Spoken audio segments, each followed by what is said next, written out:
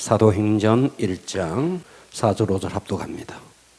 시작. 사도와 함께 모이사 그들에게 분부하여 이르시되 예루살렘을 떠나지 말고 내가 들은 바 아버지께서 약속하신 것을 기다리라.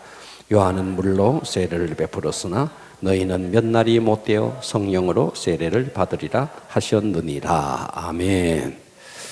네.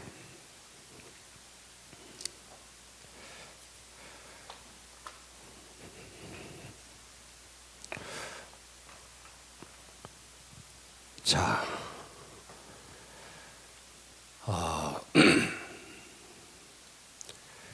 우리가 하나님을 믿을 때, 자, 이 하나님이라는 분을 믿을 때,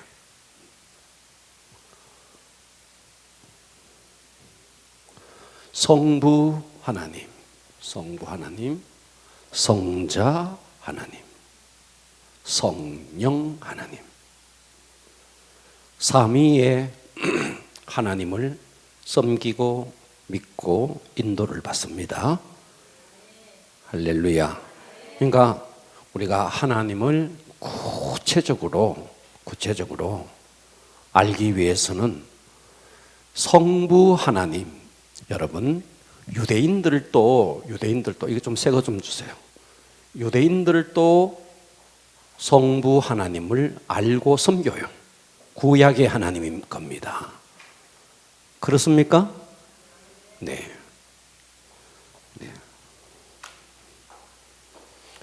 유대인들도, 그러니까 유대교도 여호와 하나님을 섬기는 거예요.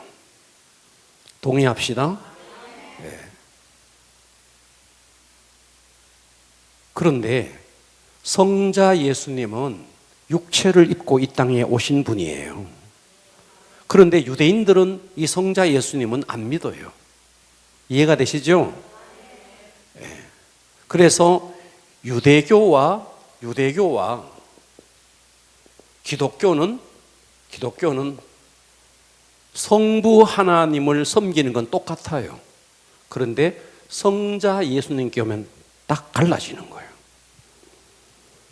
이스라엘 백성들, 지금 또 유대교 종교를 믿는 사람들은 성자 예수님은 선지자로 왔는 분인데 실패한 사람이라고 생각하는 거예요.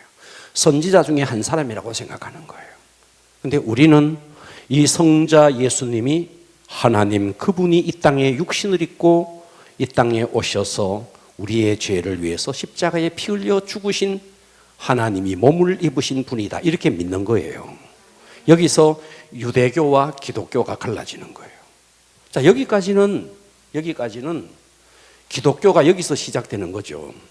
예수님이 십자가에 죽으신 거, 이걸 믿는 거죠. 그런데 문제는 이 기독교 안에서 성령 하나님의 실제 속에서 신앙생활 하는 사람과 그냥 성경의 말씀 이 자체를 믿고, 물론 이것도 믿음이죠. 근데 우리가 성경을 믿고 성경대로 순종하며 사는 것은 엄밀한 의미에서 종교 생활에 가까워요. 성령님을 도외시한 채 하는 모든 행위는 종교 생활에 가깝습니다. 기독교의 탈을 쓴 종교 생활이라는 거예요. 그러니까 신앙생활이 실제가 없는 거예요. 그러니까 신앙생활은 실제입니다. 실제. 아주 실제입니다. 그래서 여러분이 어떻게 느낄지 모르겠지만 저는 어느 목사님이 설교를 해요. 저분이 성령 받은 분인지 성령의 의지에서 설교하시는 분인지 자기의 그냥 실력으로 하는지 구분이 돼요. 찬양도 마찬가지입니다. 찬양도 성악을 전공해서 노래를 잘해서 하는 찬양인지 성령으로 하는 찬양인지가 구분이 됩니다. 그러니까 성령으로 하지 않은 모든 것은 종교생활인 겁니다. 그러니까 신앙생활은 우리가 십자가를 역사적으로 보더라도 그랬죠. 하나님이 태초에 천지를 창조하시고 예수님이 이 땅에 오기까지를 구약이라 그래요. 구약. 이때의 하나님은 성부 하나님이었습니다. 예수님이 이 땅에 태어나셔서 30년을 사시고 30살쯤 되었을 때 사역을 시작하셔서 예수님이 이 땅에 있을 때 이때가 성자 하나님의 시대죠. 이분이 십자가에 죽으시고 부활하여 가시고 승천하시고 이 땅에 성령을 보내주면서 지금부터는 성령 시대가 된 겁니다. 그러니까 지금은 우리가 성령을 나 예수 믿어! 이거로 부족해요. 우리의 삶 속에 실제 기도하면 여러분이 찬양을 할 때, 기도를 할 때, 두 손을 들 때, 여러분 휴대폰도 저 산 속에 가면 말이죠, 안테나가 잘 안 떠요. 그런데 도심 속으로 나오면 안테나가 잘 뜨죠. 우리의 신앙생활이 말이죠, 안테나 없이 전혀 이게 끊어져 있는 거예요. 끊어져 있으면서 마치 엘리 제사장처럼, 구약의 제사장인 엘리 제사장처럼 하나님과 끊어져 있으면서도 제사 행위를 드리죠. 얼마든지. 그러나 그때 안테나를 높여서 하나님과 연결된 사람은 어린 사무엘이었죠. 그러니까 우리의 신앙생활이 나는 과연 종교생활을 하고 있나, 아니면 신앙생활의 실제 속으로 들어가나, 그것은 내가 과연 얼마나 이분의 인도를 받냐 하는 거예요. 찬양 한 곡을 부르더라도 정말 이분을 의지해서 성령님이 내 속에서 나를 주장해서 하느냐, 한편의 설교를 하더라도 내 실력으로 하느냐, 내 속에 계신 성령님이 나를 주장해서 하느냐, 이거의 차이라는 거예요. 요즘은 실력이 워낙 좋으니까 성령님 없이도 마음대로 찬양하죠. 실력이 좋으니까 성령님 없이도 얼마든지 설교하죠. 저는 실력이 없어서 그런가 직감적으로 알 수 있어요. 내가 지금 성령의 인도를 받고 있다. 지금 빈약하다. 너무너무 절감하죠.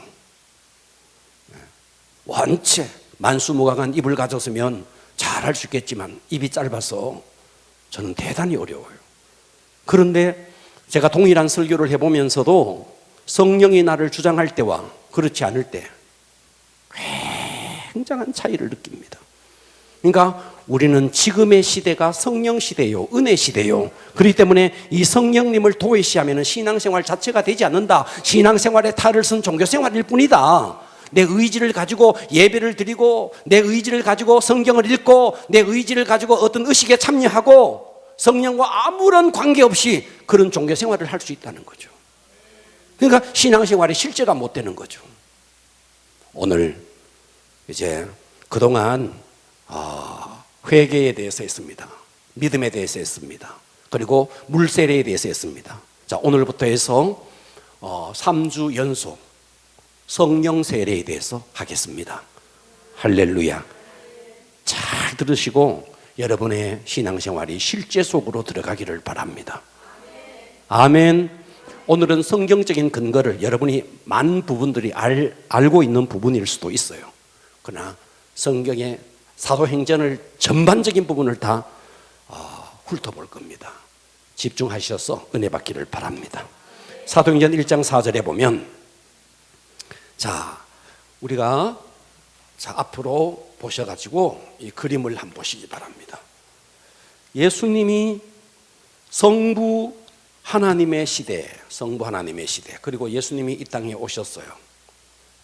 그리고 예수님은 육체로 이 땅에 33년 6개월을 사셨습니다. 이게 성자 하나님의 시대이고, 그리고 예수님이 감람산에서 부활하시고 승천을 하세요. 이렇게 승천을 하세요. 그리고 약속을 하셨어요. 그 약속이 1장 4절인 거예요. 1장 4절 보십시오. 사도와 함께 모이사 그들에게 분부하여 이르시되 예루살렘을 떠나지 말고 내게 들은 바 아버지께서 약속하신 것, 이 아버지께서 약속하신 것이 성령이에요. 아멘. 이 약속하신 것을 기다려라. 요한은 물로 세례, 물 세례를 베풀었으나 너희는 몇 날이 못되어 성령으로 세례를 받으리라 하셨느니라. 아멘. 그러니까 예수님이 약속하시니까 성령 세례는 반드시 이루어지는 겁니다. 네. 자, 그래서 그들은 이 예수님의 승천하시기 직전에, 자, 계속 한번 읽어볼게요. 6절 보세요. 그들이 모였을 때 예수께 여쭈어 이르되 주께서 이스라엘 나라를 회복하시니, 아직도 제자들은 정신을 못 차리고 부활한 예수님이 아직도 승천하여 가셔서 성령을 보내주시는 것에 대해서 생각하지 못하고, 부활한 예수님이 이스라엘 나라, 지금 또 로마의 지금 속국으로 있는 그 이스라엘 나라를 회복하심이 언제입니까? 이거를 묻고 있는 거예요. 그랬더니 이르시되 때와 시기는 아버지께서 자기의 권한에 두셨으니 너희가 알 바가 아니요 오직, 예수님은 또 딴소리 하는 겁니다. 내가 이 땅에 이스라엘이라는 나라를 회복시키고 독립시키고 그것이 목적이 아니다. 오직 성령이 너희에게 임하시면, 아직도 성령은 내리지 않았습니다. 그죠? 성령이 너희에게 임하시면 권능을 받고 예루살렘 온 유대 사마리아 땅 끝까지 이르러 내 증인이 되리라 하시니라. 이 말씀을 마치시고 그들이 보는 데서 올리워 가시니, 드디어 승천하는 겁니다. 구름이 그를 가리어 보이지 않게 하더라. 올라가실 때 제자들이 자세히 하늘을 쳐다보고 있는데 흰 옷 입은 두 사람, 천사가 나타났어요. 그들 곁에 서서 이르되 갈릴리 사람들아 어찌하여 서서 하늘을 쳐다보느냐? 너희 가운데 하늘로 올리우신 이 예수는 하늘로 가심을 본 그대로 오시리라. 아멘. 자, 앞으로 봅니다.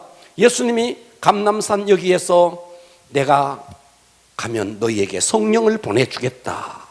아멘. 성령이 오시면 너희는 권능을 받을 것이다. 예루살렘과 온 유대와 사마리아와 땅 끝까지 내 증인이 될 것이다. 이 말씀을 하시고 그들이 보는 데서 올리워 가니까 구름이 그 예수님이 보이지 않도록 가리웠다. 그때 두 천사가 나타나서 갈릴리 사람들아 하면서 그 이야기를 하고 있는 거예요. 어찌하여 서서 하늘을 쳐다보느냐? 여기서 하늘은 스카이입니다. 스카이. 여기서 우리는 그냥 하늘이라고 되어 있지만 영어 성경을 보면 이렇게 되어 있습니다. 어찌하여 서서 스카이를 쳐다보느냐? 너희 가운데서 헤븐으로, 여기서 헤븐이라고 되어 있는 거예요. 헤븐으로 올리우신 이 예수는 헤븐으로 가신 본 그대로 너희에게 올 거다. 그러니까 그들이 눈에 보이는 것은 스카이였죠. 그러나 예수님은 스카이로 간 게 아닙니다. 헤븐으로 간 겁니다. 3층 천으로 간 겁니다. 아멘. 자, 그래서 12절 보세요. 제자들이 감람원이라는 산으로부터 예루살렘으로 이제 돌아옵니다. 이 산은 예루살렘에서 가까워 안식일에 가기 알맞은 길이라 감람산이라고 있습니다. 자, 예루살렘에 가보면은 이렇게 돼 있더라고요. 여기 시온산이 있어요. 시온산. 여기 과거에 바로 이 시온산이 아브라함이 이삭을 드렸던 모리아산이에요.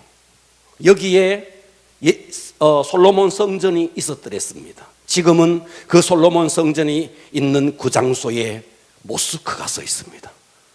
완전히 황금 돔으로 만들어져서 말이죠. 어디에서도 다 보여요. 번쩍번쩍한 황금으로 만들어진 황금 돔으로.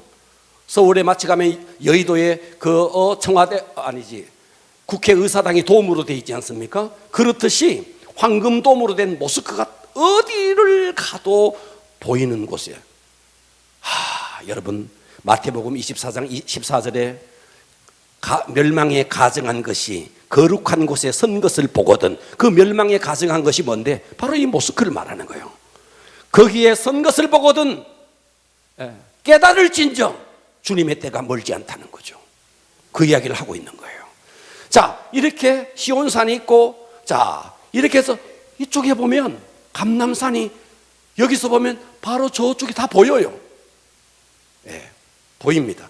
감람산에서 가서 이쪽으로 봐도 황금돔이 보이고 시온산이 다 이렇게 나트막한 산들이 이렇게 보여요. 다 집들이에요. 이렇게 보여요. 자, 예수님은 이 감람산에서 승천을 하시는 겁니다. 승천을 하시면서 약속을 했습니다. 아버지의 약속하신 것을 기다려라. 아멘. 기다려라. 그래서 12절에 13절에 들어가 그들이 유하는 다락방, 이것이 우리가 말하는 마가의 다락방입니다. 마가복음을 쓴 마가라는 제자가 어머니가 잘 살았습니다. 마가는 유복자입니다. 아버지가 없어요. 그런데 마가의 다락방, 이 마가의 다락방이 여러분 우리 생각에 안방이 있는데 거기에 다락인, 그렇게 생각하면 안 됩니다. 마가의 다락방은 100여 명도 넘는 사람이 들어가서 함께 기도할 수 있는 넓은 공간입니다. 자, 14절 보십시오.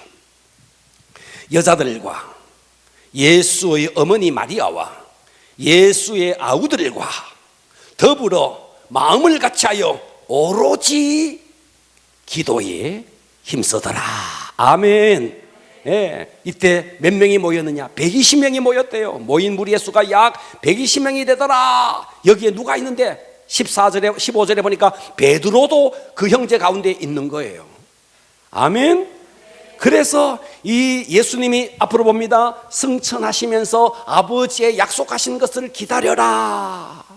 요한은 물로 세례를 베풀었지만 너희는 몇 날이 못하여 성령으로 세례를 받으리라 하시고, 예수님은 승천하여 가시고 구름이 예수님을 가리우고, 이 감람산에 있었던 제자들은 다 어디로 오는가? 마가의 다락방으로 왔어. 거기에 여자들과 예수의 어머니 마리아와 예수의 아우들과 베드로와 12 사도들과 약 한 120명이 모여서 전심으로 성령이 내리도록 기도하고 있는 겁니다. 할렐루야.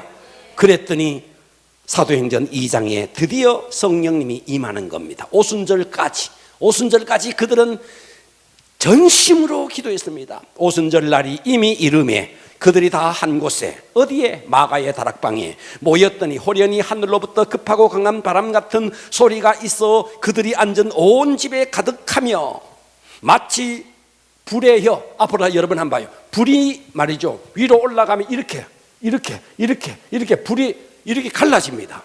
이해가 가세요? 이 불의 혀 같은 것이 반대로 위에서부터 이렇게 불의 혀 같은 것이 아래로 막 내려오는 거예요. 네, 마치 불의 혀같이 갈라지는 것들이 그 기도하는 그들에게 그게 막 보이는 거예요. 각 사람 위에 불의 혀 같은 것이 막 내려오는 거예요. 그때 그들이 다 성령의 충만함을 받고, 할렐루야, 이것이 바로 성령 세례인 겁니다. 성령 세례. 그러니까 우리는 예수나 믿어, 이것으로 안 된다는 거예요. 불의 혀같이 갈라지는 성령의 임재, 성령의 세례, 이거는요, 여러분들이 아직도 이 밖에 있는 사람들은 저게 무슨 소리인지 해요. 그러나 성령 세례를 경험해 본 사람은 압니다. 아, 이게 성령 세례구나. 성령 세례는 이런 것이구나. 여러분들이 신앙생활 해보면은 내가 성령의 인도받고 있는지, 나는 종교생활을 하고 있는지, 신앙생활이라는 이름으로 종교생활을 하고 있는지 본인이 알아요.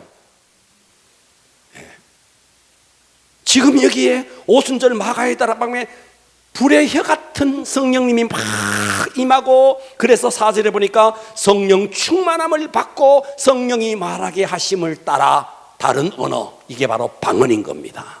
방언으로 말하기 시작하니라.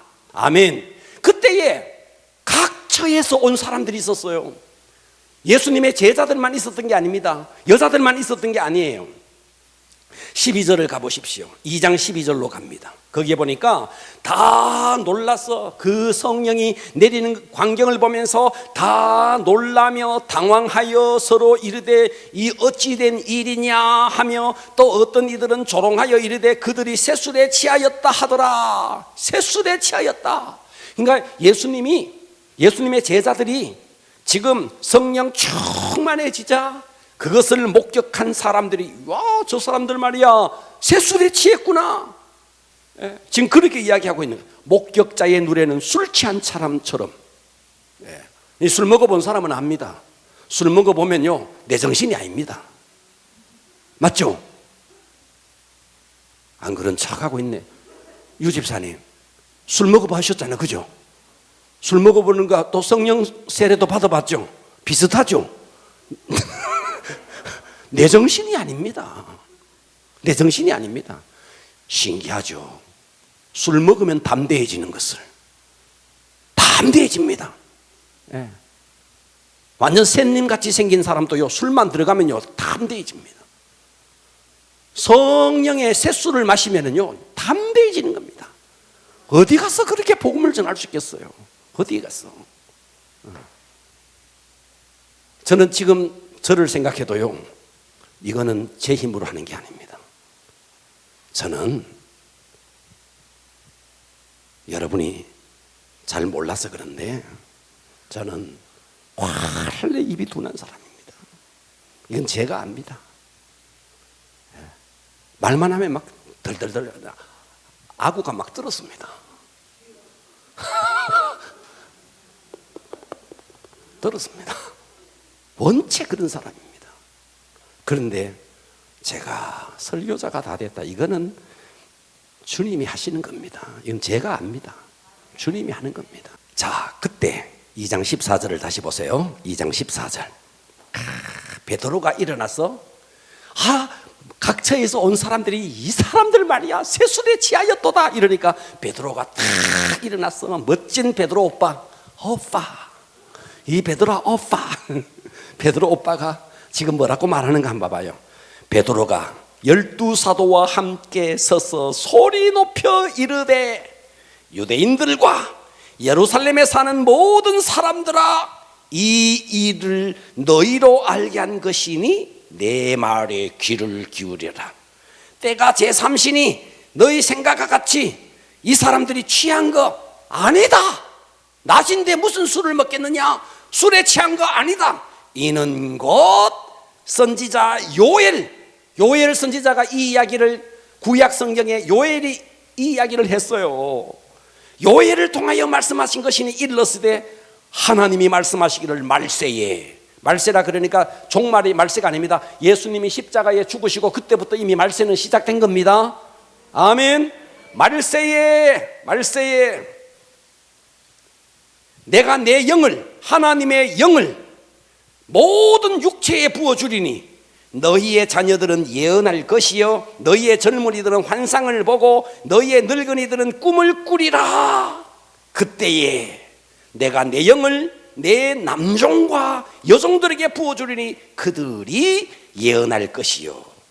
요엘 선지자가 그 오래전에 구약시대에 예언한 것이 이루어진 것이다. 우리는 술 취한 것이 아니다. 요엘 선지자가 성령이 임한다는 것을 약속한 그 성령의 약속의 성취다. 이렇게 이야기한 거예요. 누가? 베드로 오빠가. 이해가 됩니까? 베드로가 지금 그 이야기를 하고 있는 거예요. 자, 2장 33절 가보세요. 하나님이 보고 계십니까? 오른손으로 예수를 높이시매 그가 약속하신 성령을 아버지께 받았어. 아버지께서 예수님이 성령을 받았어. 너희가 보고 듣는 이것을 부어주셨느니라. 앞으로 한번 봐봐요. 예수님이 승천하시고 올라가면서 약속하신 것을 기다려라. 그 예수님이 아버지로부터 성령을 받아서 부어주신 것이다. 이렇게 말하는 겁니다. 아멘. 너희는 몇 날이 못 되어서 성령을 선물로 받으리라. 그래서 초대교회 이 마가의 다락방에 있었던 120문도라 그럽니다. 이 사람들은 불의 혀같이 갈라지는 성령 충만함을 받고, 성령 충만함이 임하니까 나타나는 첫 번째 현상이 뭐냐니까 담대해지는 겁니다. 조는 게 아닙니다. 조는 게 아니라고요. 담대해지는 거예요. 내가 이렇게 소리를 높이는 것은 좀 깜짝이라도 깨라는 거예요. 할렐루야.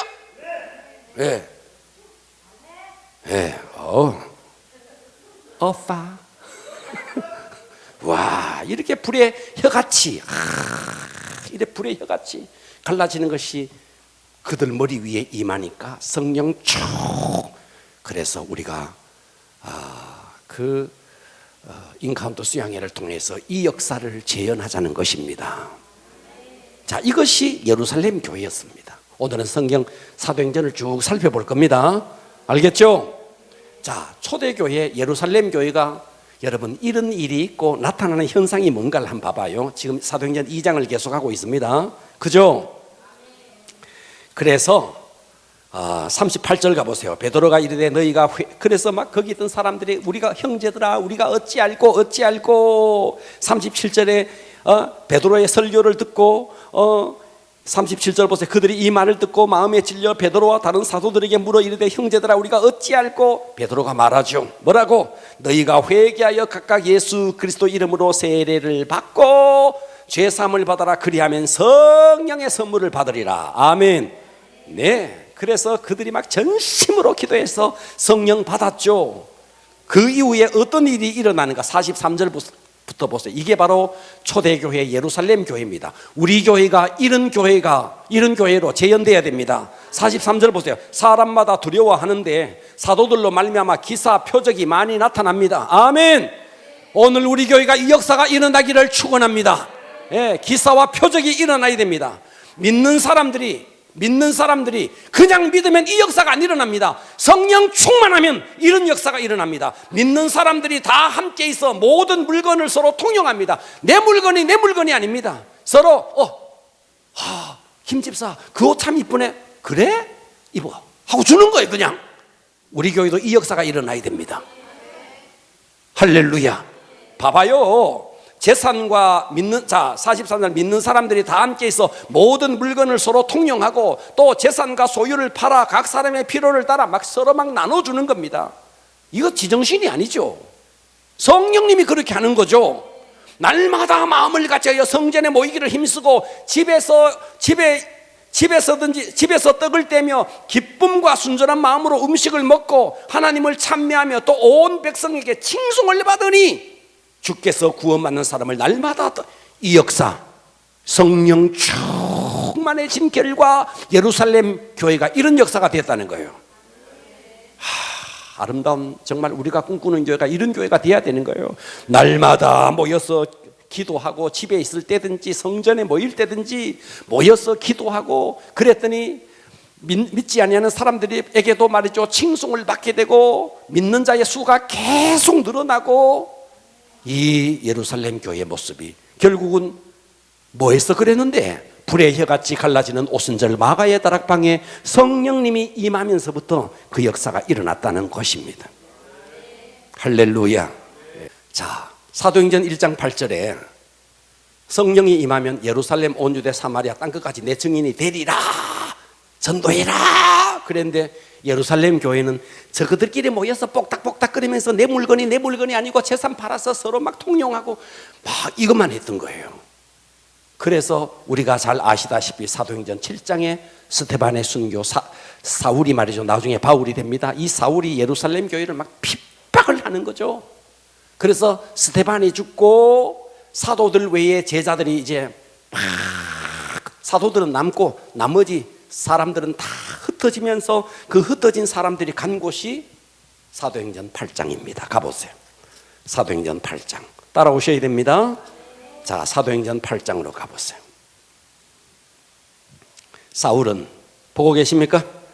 사울은 그가가 스데반입니다. 그가 죽임당함을 마땅히 여기더라. 그날에 예루살렘에 있는 교회에 큰 박해가 있어 사도 외에는 베드로, 야고보, 요한 이런 사도 외에는 다 유대, 사마리아 모든 땅으로 흩어집니다. 왜? 핍박 때문에 흩어지는 겁니다. 이해되시죠? 그래서 경건한 사람들이 스데반을 장사 지냅니다. 4절 이 사울이 바로 바울이 되는 그 친구입니다. 교회를 잔멸할새 각 집에 들어가 남녀를 끌어다가 옥에 가두니라.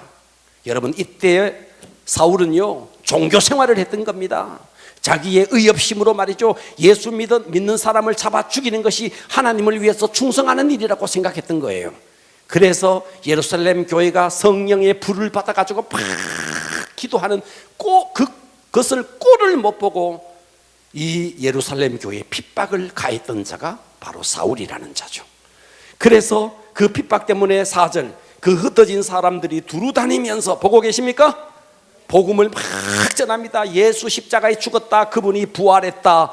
그 복음의 말씀을 전할새 빌립이 사마리아 성에 내려가 그리스도를 백성에게 전파합니다. 예수는 그리스도시다. 이걸 막 전파합니다. 무리가 빌립의 말도 듣고 행하는 표적, 막 그걸 막 하는데도 막 귀신이 떠나가고 안전뱅이가 막 일어나고 표적이 막 일어나는 겁니다. 그래서 한 마음으로 그가 하는 말을 따르더라. 많은 사람들에게 붙었던 더러운 귀신이 크게 소리 지르며 나가고 많은 중풍병자와 못 걷는 사람, 예전 성경에는 안전뱅이라 그랬어요. 못 걷는 사람들이 나으니 그 성에 큰 기쁨이 있더라. 그 성에 시몬이라 하는 사람이 전부터 있어 마술을 행하여 사마리아의 백성을 놀라게 하며 자칭 큰 자라 하니 낮은 사람부터 높은 사람까지 다 따르며 이르되 이 사람은 크다 일컫는 하나님의 능력이라 하더라. 이렇게 이 사람이 말이죠, 마술을 행하는 사람이 있었습니다. 이 사람이 12절에 빌립이 하나님의 나라와 민 예수 그리스도의 이름에 관하여서 전도함을 그들이 믿고 남녀가 다 세례까지 받습니다. 아멘. 그랬더니 시몬, 마술을 행하던 이 시몬도 믿고 세례를 받은 후에 전심으로 빌립을 따라다니며 그 나타나는 표적과 큰 기적을 보고 놀라니라. 14절, 예루살렘에, 아직 사도들은 예루살렘에 있습니다. 사도들이 사마리아에도 하나님의 말씀을 받았다 함을 소식을 듣고 베드로와 요한을 사마리아로 보내매 그들이 내려가서 그들을 위하여 성령 받기를 기도하니 이는 아직 한 사람에게도 성령 내리신 일이 없고 오직 주 예수의 이름으로 물세례만 받았다, 이 말이에요. 이에 두 사도가 그들에게 안수하며 오순절 마가의 다락방에 성령님이 임했듯이 그곳에서도 성령님이 임했다, 이 이야기입니다. 그러면 여기서 성령 세례는 누가 받는데? 자, 회개, 믿음, 물세례, 그 다음에 성령 세례라 그랬어요. 이 성령 세례는 누가 받는데? 믿는 사람이 받는다는 거예요. 믿지 아니한 사람은 성령 세례를 받을 수가 없다는 거예요. 여러분, 예수 그리스도께서 십자가에 여러분의 죄 때문에 죽으셨다고 믿으십니까? 여러분이 이 사실을 믿으면 성령 세례를 받을 자격을 갖추는 겁니다. 자, 그래서 예루살렘에 있는 사도들이 여기 보니까 베드로와 요한을 보내서, 그래서 15절에 그들이 내려가 보니까 세례는 받았지만 성령 받은 자가 없고, 그래서 17절에 이에 두 사도가 그들에게 안수하며 성령을 받았다. 이해가 되시죠? 따라서 합니다. 회개, 크게 회개, 믿음, 물세례, 성령 세례. 그래서 여러분들이요, 나 예수 믿어, 예수님 십자가에 돌아가신 거 믿어, 온전하지 않습니다. 우리가 지난주까지 물세례에 대해서도 계속 이야기했습니다. 물세례 자체가 능력이 있는 게 아닙니다. 믿음으로 물세례를 받으면 세례 받을 때 기적이 일어날 수 있습니다. 여기서 끝나면 안 됩니다. 성령 세례까지 와야 된다는 거예요. 그래서 신앙생활은 말이죠, 내 힘으로 하는 게 아닙니다. 내 힘으로 하니까 지치는 겁니다. 직분을 감당하다가 지쳤대요. 왜요? 네 힘으로 해서 그런 거야. 네 힘으로. 성령의 힘으로 한번 해보라 이 말이에요. 내 힘이 아닌 그분의 힘으로 하라 이 말이에요. 어떻게 우리가 신앙생활하면서 지칩니까? 어떻게 사역하면서 지칠 수가 있나요? 저는 많이 들어봤어요. 아이고, 목사님 지쳤어요. 네 힘으로 해서 그래요. 신앙생활은 지치는 거 아닙니다. 아멘. 결코 지치는 것 아닙니다. 그것은 네 힘으로, 네 의로 감당하기 때문에 그렇습니다. 성령님이 오셔서 그분이 나를 감당해 주시면 우리는 주님 앞에 서는 날까지 지치는 일 없습니다. 그래서 신앙생활은 내 힘으로 하는 것이 아니고 그분이 오셔야 됩니다. 성령님이 오셔야 됩니다. 그분이 오셔서 나를 통치해 주셔야 됩니다. 그 속으로 들어가야 됩니다. 이게 신앙생활입니다. 자, 사도행전 10장으로 가보세요. 고넬료가 있는데요, 고넬료는 로마의 백부장입니다. 다시 말하면 로마의 백부장이라는 말은 이방인이라는 말이죠. 어느 날 베드로가 기도하고 있는데 환상이 보이는 거예요. 하늘에서부터 보자기가 막 내려오는 거예요. 보자기가 내려오는데 보니까 베드로가 보니까 부정한 짐승들이 그 속에, 보자기 속에 가득 있는 거예요. 하나님의 음성이 들리는 거예요. 먹어라. 베드로가 말하죠. 못 먹습니다. 저는 저 부정한 거 못 먹습니다. 또다시 내려오는 거예요. 먹어라. 저 못 먹습니다. 성경 한번 봐봐요. 사도행전 10장 9절입니다. 이튿날 보고 계십니까? 이튿날 그들이 길을 가다가 그 성에 가까이 갔을 그때 베드로가 기도하려고 지붕에 올라가니, 여러분, 이스라엘의 지붕은 우리나라의 지붕 같은 지붕이 아닙니다. 지붕은 바로 기도처입니다. 자, 기도하려고 지붕에 올라가니 그 시각은 제6시더라. 그가 시장하여 먹고자 하며 사람들이 준비할 때 황홀 중에 하늘이 열리는데 한 그릇이 하늘로부터 내려오는 것을 보니 큰 보자기 같고 보자기에 내 귀를 메어 땅에 들이웠더라. 그 안에는 땅에 있는 각종 네 발 가진 짐승과 기는 것과 공중에 나는 것들이 있더라. 소리가 납니다. 베드로야, 일어나 잡아 먹으라. 돼지 같은 게, 유대인들이 아주 부정하게 생각하는 돼지 같은 것이 그 안에 있는데 음성이 들리는 거예요. 잡아 먹으라. 그래서 14절, 베드로가 이르되 주여, 그럴 수 없나이다. 속되고 깨끗하지 아니한 것을 내가 결코 먹지 아니하겠나이다 하니, 또 두 번째 소리가 있으되 하나님께서 깨끗하게 하신 것을 네가 속되다 하지 말라 하더라. 이런 일이 3번 있은 후 그 그릇이 곧 하늘로 올라가더라. 베드로가 본 바 환상이 무슨 뜻인지 속으로 의아해 하더니 마침 고넬료, 로마의 백부장인 고넬료가 보낸 사람들이 시몬의 집에 찾아 문 밖에 서서 불러 묻되 베드로라 하는 시몬이 여기 유숙하느냐 하거늘, 베드로가 그 환상에 대하여 생각할 때 성령께서 그에게 말씀하시되 두 사람이 너를 찾으니 일어나 내려가 의심하지 말고 함께 가라. 내가 그들을 보내었느니라 하시니라. 그래서 여기에 대한 이야기가 10장 44절을 보십시오.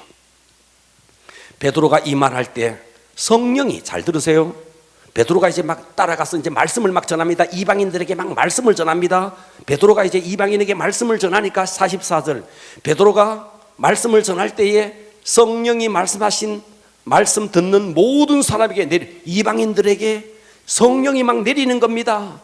베드로와 함께 온 할례 받은 신자들이 이방인에게도 성령 부어주심으로 말미암아 놀라니 이는 방언을 말하며 하나님 높임을 들음이더라. 이에 베드로가 이르되 이 사람들이 우리와 같이 성령을 받았으니 누가 능히 물로 세례 베품을 금하리요 하고 명하여 예수 그리스도의 이름으로 세례를 베풀라 하니라.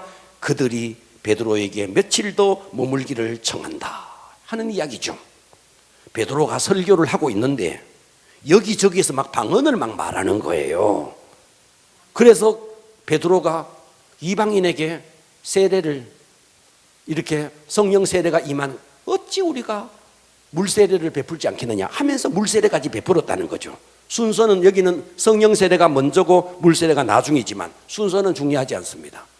중요한 것은 물세례와 성령 세례까지 받아야 된다. 아멘. 사도행전 11장으로 가보세요. 11장 1절 봅니다. 유대에 있는 사도들과 형제들이, 보고 계십니까? 유대에 있는 사도들과 형제들이 이방인도 하나님의 말씀을 받았다함을 들었더니 베드로가 예루살렘에 올라갔을 때 할례자들이 비난하여 이르되 네가 무할례자의 집에 들어가 함께 먹었다 하니 베드로가 그들에게 이 일을 차례대로 설명을 하는데, 사도행전 11장 15절을 보십시오. 내가 말을 시작할 때에 성령이 그들에게 10장에 있었던 그 이야기를 베드로가 설명하고 있는 겁니다. 이해되십니까? 성령이 그들에게 임하기를 처음 우리에게 하신, 이 처음이 뭔데? 바로 마가의 다락방에 불의 혀같이 갈라지는 처음 우리에게 하신 것과 같이 하는지라. 내가 주의 말씀에 요한은 물로 세례를 베풀었으나 너희는 성령으로 세례를 받으리라 하신 것이 생각났노라.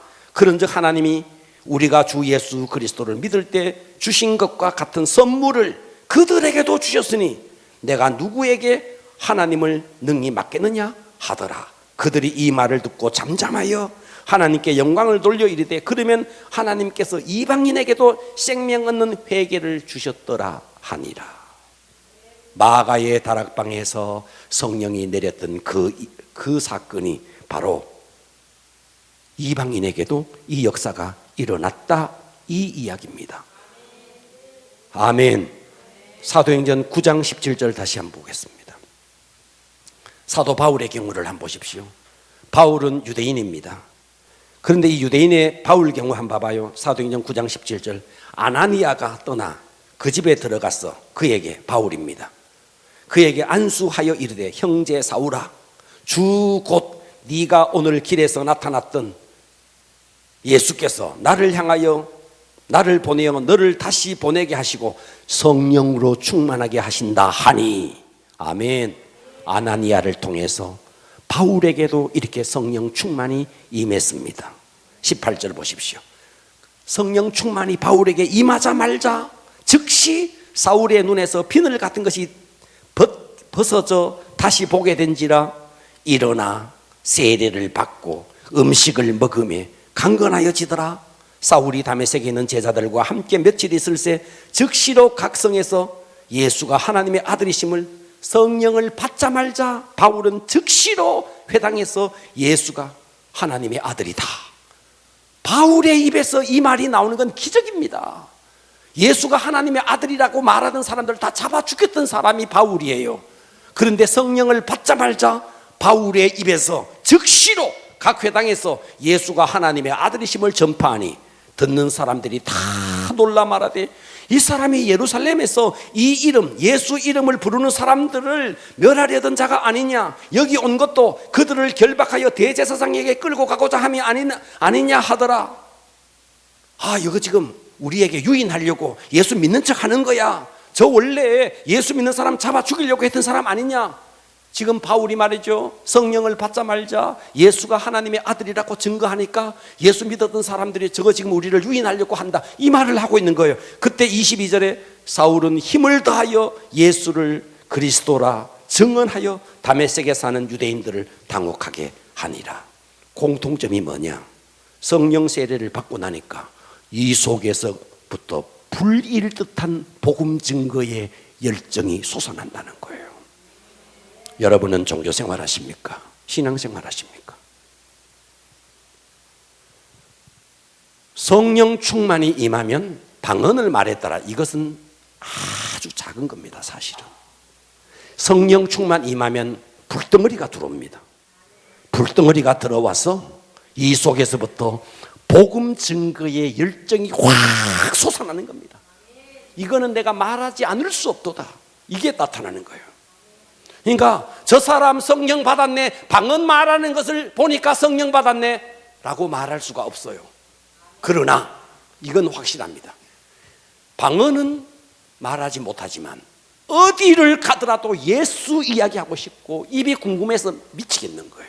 이 속에서부터 뜨거운 열정이 막 이거는 성령 받은 것이 확실합니다. 왜요? 성령은 예수를 증거하는 영이기 때문에. 그런데 성령이 임하실 때 나타나는 은사로서 방언이 임하는 것입니다. 자, 에베소 교회를 좀 다시 보겠습니다. 자, 사도행전 18장으로 갑니다. 늘 찾았던 구절이지만 또 봅니다. 사도행전 18장 24절입니다. 알렉산드리아에서 난 아볼로, 보고 계십니까? 하는 유대인이 에베소에 이르러 이 사람은 언변이 좋고, 그렇죠, 말을 잘했습니다. 아볼로 성경에 능통했습니다. 그가 일찍 주의 도를 배워 열심으로 예수에 관한 것을 자세히는 말하지만 목사님 중에서도 예수에 대해서 성경을 알고 자세히 가르칠 수 있습니다. 하지만 성령을 못 받을 수 있습니다. 요한의 세례만 알 따름이라. 19장 1절로 갑니다. 아볼로가 고린도에 있을 때 바울이 윗제방으로 다녀 에베소에 와서 어떤 제자 아볼로의 제자들을 만나 이르되 너희가 믿을 때 성령을 받았느냐? 이르되 아니라 우리는 성령의 계심도 듣지 못하였노라. 바울이 이르되 그러면 너희가 무슨 세례를 받았느냐? 대답하되 요한의 세례니라. 바울이 이르되 요한이 회개의 세례를 베풀며 백성에게 말하되 내 뒤에 오신 이를 믿으라 하였으니 이는 곧 예수라 하거늘 그들이 듣고 주 예수의 이름으로 세례를 받으니 바울이 그들에게 안수하매 성령이 그들에게 임하심으로 방언도 하고 예언도 했다. 그래서 우리는 여기까지 사도행전을 쭉 살펴보니까 제자들도 그랬고 사마리아 교회도 그랬고 사도 바울도 그랬고 사마리아 성도도 그랬고 에베소 성도들도 그랬고 하나같이 공통점이 있습니다. 믿을 때 성령을 안 받은 사람, 그래서 그들에게 안수하니까 성령이 임했다 하는 겁니다. 그러니까 교회는 두 교회로 갈라지는 거예요. 믿는 교회냐, 성령 받은 교회냐, 갈라지는 겁니다. 자, 여러분, 사도행전 1장은 앞으로 한번 봐봐요. 사도행전 1장에 자, 사도행전 1장입니다. 사도행전 2장입니다. 사도행전 3장입니다. 2장에 오순절 마가의 다락방에 성령의 불이 임합니다. 그렇습니까? 이 성령의 불을 받자마자 사도행전 3장에 가면 베드로와 요한이 성전 미문으로 올라갑니다. 성전 미문으로 올라가는데 성전 미문에 안진뱅이가 앉아 있습니다. 날 때부터 안진뱅이였습니다. 그렇죠, 그죠? 안진뱅이가 여기 앉아 있습니다. 베드로가 말하죠. 내가 너에게 줄 것은 없다. 내가 나사렛 예수의 이름으로 명하노니 걸으라. 아멘. 안진뱅이가 벌떡 일어납니다. 그리고 어디로 들어가는데 성전으로 들어갑니다. 뛰어서서 들어가면서 춤을 춥니다. 예루살렘 교회는 말이죠, 1장 시점은 성령이 임하지 않았어요. 2장에 성령이 임했어요. 성령 임한 3장 시점에는요, 뛰어서서 걸으며 춤을 추는 교회.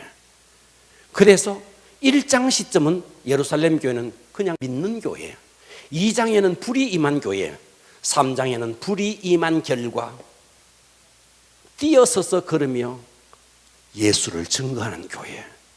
그래서 교회를 보면요, 저 교회가 성령 받은 교회인가, 성령 받지 아니하는 교회인가, 저 사람이 기도하는데 성령 받은 사람인가, 그냥 믿는 사람인가 구분이 되는 것입니다. 그렇기 때문에 우리가 성령을 받는 것은, 이것은요, 옵션이 아닙니다. 필수입니다. 필수. 여러분, 우리가 살 때도 말이죠, 옵션으로 이것도 넣고 저것도 넣고, 성령을 받는 것은 옵션이 아니라는 거예요. 이거는 필수라는 거예요. 왜요?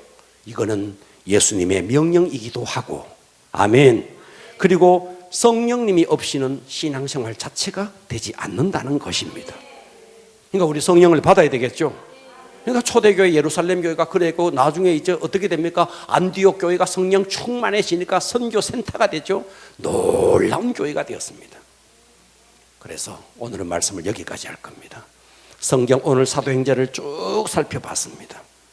성령 세례는 옵션이 아니다. 아멘. 성령 세례는 필수다.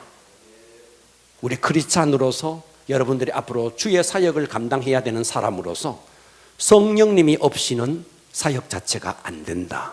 내 인간의 지혜로 얼마 정도는 할 수 있어요. 본인도 지치고 듣는 사람들도 지치게 되어 있습니다. 성령으로 하면요, 무공해입니다. 우리 모두 성령 세례를 사모하기를 바랍니다. 그래서 이번 주와 다음 주, 그리고 3주 연속해서 이 부분에 대해서 할 것이고, 마지막 주에는, 오늘은 그냥 이렇게 끝냅니다. 그러나 이제 다음 주는요, 크게 좀 기도하겠습니다. 할렐루야. 기도하겠습니다. 하나님 아버지,